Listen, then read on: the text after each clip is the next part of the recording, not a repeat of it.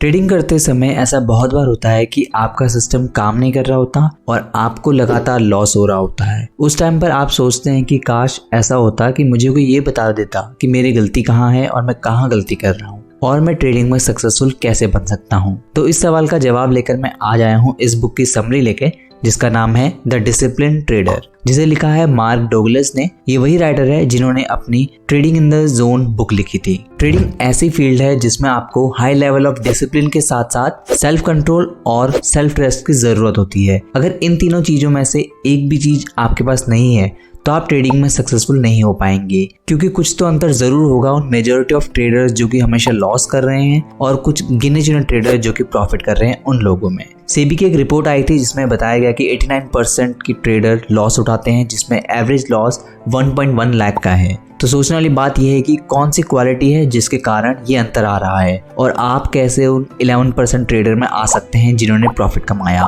तो इस सवाल का जवाब आपको इस वीडियो में जरूर मिलेगा, आप इसको पूरा देखिएगा। तो वो चीज जो आपको 89% ट्रेडर से आगे ला सकती है वो है मेंटल डिसिप्लिन, इमोशनल कंट्रोल और कमिटमेंट। और बात यह है कि जरूरी नहीं है कि ये तीनों क्वालिटीज सब में स्टार्टिंग से ही हो, और अच्छी चीज ये है कि इन्हें सीखा जा सकता है। आप दुनिया के बेहतरीन ट्रेडर से बात कर लीजिए तो वो आपको ये तो बता देंगे कि उन्होंने ये कैसे किया, उनकी स्ट्रेटेजी क्या थी, या उन्होंने क्या देखकर इसमें बाय किया या सेल किया। पर वो अपने बिहेवियर को सही से नहीं बता पाएंगे कि उन्होंने तब कैसा फील किया, क्योंकि वो फील सबको करना पड़ता है। क्योंकि ये कहना तो आसान है कि पानी में तैरने के लिए आपको हाथ पैर चलाने होते हैं, लेकिन जब आपको अगर पानी में फेंक दिया जाए तो आपको अपने माइंड के टर्मोइल से बचना होता है, अपने इमोशंस को समझकर उससे लड़ना होता है, जो कि बहुत ही मुश्किल काम है। एग्जाम्पल के लिए आपने मार्केट विज़र्ड बुक देखी, उसमें हर ट्रेडर का एक रूल था, कट योर लॉसेस शॉर्ट। और ये बात आपको और सभी ट्रेडर को पता है कि अपने लॉसेस को जल्दी से काट कर देना चाहिए। लेकिन तो ऐसा क्यों है कि 89% ट्रेडर ही लॉस कर रहे हैं? क्योंकि सेल्फ डिसिप्लिन और इमोशनल कंट्रोल बोलने में बहुत आसान है, पर इसे अप्लाई करना बहुत ही मुश्किल है। तो इसका सवाल का जवाब क्या है? तो इसका जवाब मिलेगा आपको दुनिया की सबसे बेस्ट बुक भगवद गीता के एक श्लोक में। वो श्लोक है असंशयम महाबाहो मनो दुर्निग्रहम चलम अभ्यासेन तु कौन्तेय वैराग्येन च ग्राह्यते। यहाँ भगवान अर्जुन को कहते हैं कि अभ्यासेन तु कौन्तेय, अर्जुन वैराग्य के अभ्यास से ही संभव होगा, उसी के प्रयास से तुम्हारे सारे काम होंगे। तो अपने अंदर सेल्फ डिसिप्लिन और इमोशनल कंट्रोल लाने का यही तरीका है। आप जितना इसे प्रैक्टिस करेंगे और अपने माइंड से प्रॉफिट और लॉस को हटा देंगे और सिर्फ अपना ध्यान सिस्टम फॉलो पर कंसंट्रेट करेंगे, उतनी जल्दी आप उन 89% ट्रेडर से आगे हो जाएंगे। जब एक ट्रेडर अपनी जर्नी की शुरुआत करता है तो वो किताबें पढ़ता है, दूसरे ट्रेडर को देखता है और नई नई स्ट्रैटेजी सीखता है। ये तीनों चीजें सक्सेस होने के लिए बहुत जरूरी है, लेकिन उन्हें जो सबसे इम्पोर्टेंट काम है वो है अपने आप को साइकोलॉजिकली बदलना पड़ता है। तो बात यह है कि सक्सेसफुल ट्रेडर को अपने अंदर एक कॉन्फिडेंस पैदा करना होता है कि मार्केट की अलग अलग कंडीशन में कैसे रिस्पॉन्ड करे। 1982 में ऑथर मैरिल लिंच कमोडिटीज के ऑफिस में अकाउंट एग्जीक्यूटिव का काम करते थे। वहां पर उनके पास एक अपार्टमेंट था और एक पॉर्श कार थी। वहां पर उनकी गर्लफ्रेंड और 2 बेटी रहती थी, जिसके कारण उन्हें बहुत ज्यादा मेहनत करनी पड़ती थी और भागदौड़ भी करनी पड़ती थी। उन पर फाइनेंशियल प्रेशर था और उन्हें ट्रेडिंग करते हुए 2 साल हो गए थे, जिसमें से 2 बार वो अपना कैपिटल लॉस कर चुके थे। उन्होंने पैसा दोबारा सेव किया और ट्रेडिंग की शुरुआत की। एक बार तो उन्होंने लगभग $250,000 का प्रॉफिट कमाया, लेकिन जैसे ही कोई बड़ा मूव आने वाला था उससे पहले ही उन्होंने अपना प्रॉफिट बुक कर लिया, जिससे उन्हें बहुत ही गुस्सा आया और उन्होंने ट्रेडर बनने का कमिटमेंट ले लिया। उसके बाद उन्होंने स्टॉक मार्केट सीखने के लिए जितनी भी किताबें थी वो सब पढ़ी, जितने भी सेमिनार अवेलेबल थे वो सारे अटेंड किए। उन किताबों को पढ़कर उनमें एक बात समझ में आई कि अगर आपके अंदर फाइनेंशियल प्रेशर हो तो आप ट्रेडिंग में कभी भी सक्सेसफुल नहीं हो पाएंगे। इसका सीधा सा मतलब था कि अगर आपके पास लिमिटेड कैपिटल है ट्रेडिंग के लिए, या आप उस कैपिटल से ट्रेड कर रहे हैं जिसे आप लॉस करना अफोर्ड नहीं कर सकते, तो आपको ये उम्मीद छोड़ देनी चाहिए कि आप ट्रेडिंग में सक्सेसफुल हो पाएंगे। तो ट्रेडिंग सीखने के लिए उन्होंने एक्सचेंज के ट्रेडर से बात की, पर उनसे बात करके उन्हें और भी निराशा हुई, क्योंकि इतने सारे ट्रेडर थे जो सेम गलती बार बार कर रहे थे। कुछ तो ऐसे थे जिन्हें पता भी नहीं था वो क्या कर रहे हैं। वो दूसरों से कंफर्मेशन लेते थे फिर ट्रेड लेते थे।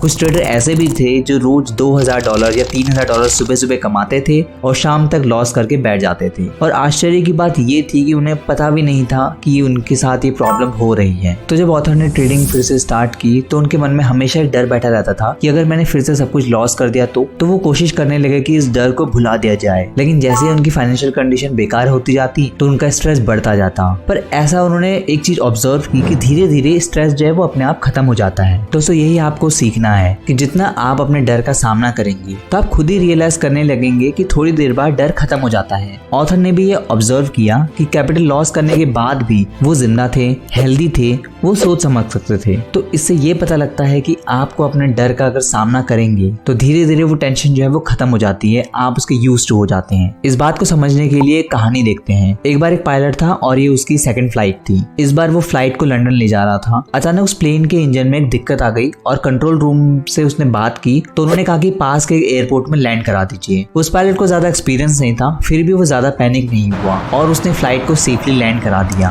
और सारे पैसेंजर सेफ थे। उससे जब बाद में पूछा गया कि बिना किसी सीनियर पायलट के और अपनी दूसरी फ्लाइट में इतनी क्रिटिकल सिचुएशन को आपने कैसे हैंडल किया, तब उसने बताया कि ट्रेनिंग में हमें ये सिचुएशन बताई थी, पर उसके बाद भी मैंने इस सिचुएशन को बहुत बार इमेजिन किया कि जब ऐसा होगा तो मुझे क्या करना चाहिए। तो अपने माइंड में ये सिचुएशन को मैं इतनी बार इमेजिन कर चुका था कि जब ये असली में सिचुएशन हुई तो मेरे लिए नॉर्मल था, क्योंकि ये सिचुएशन मैं बहुत बार इमेजिन कर चुका था। तो यही चीज आपको सीखनी चाहिए कि अगर आप अपने फियर को इमेजिन करेंगे कि सबसे बुरा ज्यादा से ज्यादा क्या हो सकता है, अगर आपकी पोजीशन में लॉस होगा तो आपको कितना लॉस हो जाएगा। तो जब आप एक्चुअल में ऐसी सिचुएशन आएगी तो आपके लिए वो सिचुएशन नई नहीं होगी और आप उसे अच्छे ढंग से टैकल कर पाएंगे। अब इस बुक के कुछ लेसन देखते हैं। सबसे पहला लेसन है न्यू थिंकिंग मेथोडोलॉजी। आपने देखा होगा कुछ लोग नंगे पांव जलते हुए कोयले में चल जाते हैं, पर अगर मैं आपको या किसी नॉर्मल इंसान को बोलूं कि क्या वो ये कर पाएगा, तो इसका जवाब होगा कभी नहीं, क्योंकि हमारे मन में ना वो माइंडसेट है ना हमने इसकी ट्रेनिंग ली है। यही चीज ट्रेडिंग में भी होती है कि अगर कोई इंसान जिसने पहले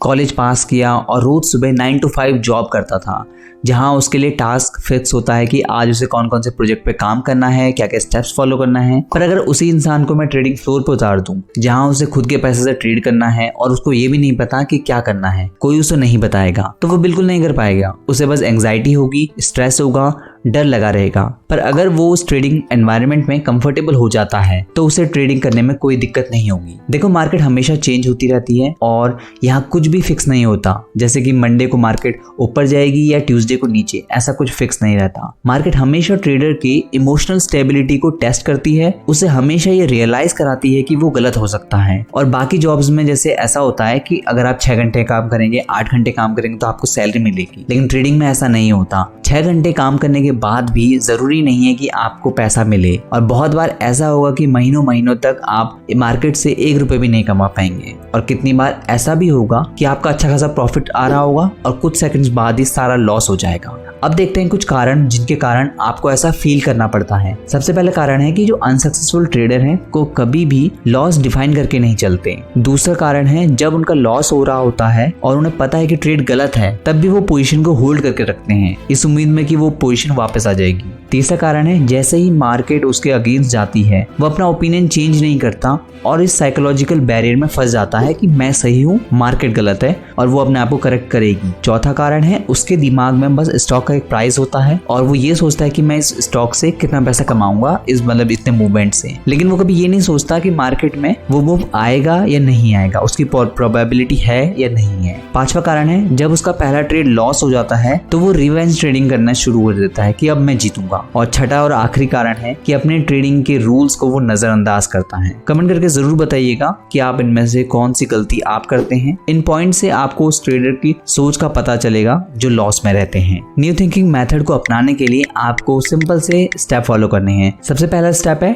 आपको इस बात पर फोकस करना है कि आपका गोल क्या है, आपका जो डिजायर्ड परसेंटेज है रिटर्न है वो कितना है, ना कि अपने लॉस पर फोकस करना है। दूसरा स्टेप है अपने माइंड में ये लेकर चलें कि एक पर्टिकुलर ट्रेड में आप कितना लॉस लेंगे और जब भी वो लॉस आपको दिख जाए तुरंत एग्जिट कर दीजिए, कोई सेकंड थॉट नहीं। तीसरा स्टेप है सबसे इंपॉर्टेंट कि अपने इमोशंस को समझने की कोशिश कीजिए, और जितना आप इसे समझ जाएंगे कि आपके इमोशन कैसे चेंज हो रहे हैं तो आप उसे बेटर कंट्रोल कर पाएंगे। अगला लेसन है मार्केट इज ऑलवेज राइट। जब मार्केट में दो ट्रेडर आते हैं, एक बाय करना चाहता है और दूसरा सेल करना चाहता है, तब जाकर एक ट्रेड बनता है और इसके साथ ही वो बनाते हैं एक मार्केट। चाहे मार्केट कैसी भी हो, अंडर वैल्यू हो, ओवर ओवर वैल्यू हो, मीनिंगफुल हो या मीनिंगलेस हो। लेकिन अगर दो ट्रेडर हैं जिसमें से एक बायर और एक सेलर है तो उन्होंने मार्केट बना दी। अगर उस मार्केट में आप ट्रेड करना चाहते हैं तो जब तक आपके पास इतना वॉल्यूम नहीं है कि आप उस मार्केट को कंट्रोल कर सके, तब तक आपके बिलीफ सिस्टम से कि आप उस ट्रेड को लेकर क्या सोच रहे हैं या फिर आप मार्केट को लेकर क्या सोच रहे हैं, उससे मार्केट को कोई फर्क नहीं पड़ता। कभी कभी ऐसा होगा कि आप सोचेंगे कि स्टॉक ऑल टाइम लो पर है और इसे ब्रेक नीचे नहीं करना चाहिए, लेकिन अगर मार्केट के मेजॉरिटी ट्रेडर को अपोजिट डायरेक्शन का व्यू लगता है तो वो ब्रेक करेगा ही। जो आपका बिलीफ सिस्टम है उससे मार्केट को कोई लेने देना नहीं है। जिस तरफ ज्यादा लोग ट्रेड करेंगे मार्केट हमेशा उसी तरफ मूव करेगी। आपको बस जो प्राइस में बाय लो और सेल हाई की अपॉर्चुनिटी मिलती है उसे कैप्चर करके पैसा कमाना है। तो ये बात अपने दिमाग में बिठा लीजिए कि मार्केट कभी भी गलत नहीं होगी, मार्केट इज ऑलवेज राइट। और जो ट्रेडर अपने बिलीफ सिस्टम के बेसिस पर कि मार्केट में कल या एक हफ्ते बाद मार्केट को क्या करना चाहिए उस बेसिस पर ट्रेड लेते हैं तो ये ट्रेडिंग एनवायरनमेंट उनके लिए नहीं है। आपको चाहिए कि आपको सबसे पहले ये ऑब्जर्व करना है कि ट्रेड की कोई अपॉर्चुनिटी बन रही है या नहीं बन रही। उसके बाद मार्केट की ओवरऑल डायरेक्शन में ही ट्रेड लेना है। मार्केट में दो ही चीजें हो सकती हैं, या तो आप सही होंगे या फिर आप पैसा कमाएंगे। तो इनमें से क्या चीज डिसाइड करना है वो आपका डिसीजन है। एक चीज है जो आपको और हर नए ट्रेडर को सीखने से रोकती है, वो है आपका साइकोलॉजिकल इंटेलिजेंस। जैसे ही आप एक ट्रेड लेते हैं तो आपके मन में सबसे पहला थॉट यही आता है कि काश इसका प्राइस डबल हो जाए या ट्रिपल हो जाए, या कुछ तो 10 टाइम्स सोच लेते हैं। और आप ये सोचते हैं कि इस एक ट्रेड से मेरे सारे सपने पूरे हो जाएंगे, जो भी मेरे पैसे की नीड है वो पूरी हो जाएगी। इससे होता ये है कि जब मार्केट में जो भी इंफॉर्मेशन है उसमें से आप वही पिक करेंगे, वही चीज ऑब्जर्व करेंगे जो आपके उस डायरेक्शन को सपोर्ट कर रहा होगा। मार्केट हमेशा चलती रहती है, ये कभी भी रुकती नहीं है। जब तक एक सिंगल बायर और एक सिंगल सेलर मार्केट में अवेलेबल है तब तक मार्केट चलती रहेगी। जब आप एक ट्रेड में एंटर करते हैं तब आपकी साइकोलॉजी उस पर डिपेंड करती है कि आप रिस्क को लेकर क्या बिलीव रखते हैं, कि कितना रिस्क लेना आपको सही लगता है। और जब आप एक ट्रेड में एग्जिट करते हैं तब आपकी साइकोलॉजी के पीछे का जो बिलीफ सिस्टम है वो डिपेंड करता है कि आपका बिलीफ लॉस को लेके, ग्रीड को लेके, फेलियर को लेकर क्या है। जब आप एक ट्रेड लेते हैं तो सबसे इंपॉर्टेंट काम ये होना चाहिए कि आपको अपने लॉस को मिनिमाइज करने के लिए एक्टिवली पार्टिसिपेट करना चाहिए, ना कि अपने लॉसेस को सिर्फ बढ़ते हुए देखना चाहिए। लोग अक्सर ये धारणा बना लेते हैं कि वो ट्रेड करते हैं, जैसे कि आपको प्रॉफिट दिखाई देता है तो वो मान लेते हैं कि अरे हमारा ट्रेड सही था, हम जीत गए। जैसे ही लॉस दिखता है तो वो मान लेते हैं कि हमारा ट्रेड गलत था और हम हार गए। बल्कि आपको ऐसा नहीं करना होता, आपको एक्टिवली पार्टिसिपेट करना पड़ता है कि आप अपने लॉस को मिनिमाइज कर सकें। इस धारणा से ये होता है कि आप हमेशा अपना एग्जिट पॉइंट, चाहे वो विनिंग ट्रेड का हो या लूजिंग ट्रेड का जो लेवल है जो आपने डिसाइड कर रखा होगा पहले ही, उस पर आपका ध्यान नहीं होता और आप उसे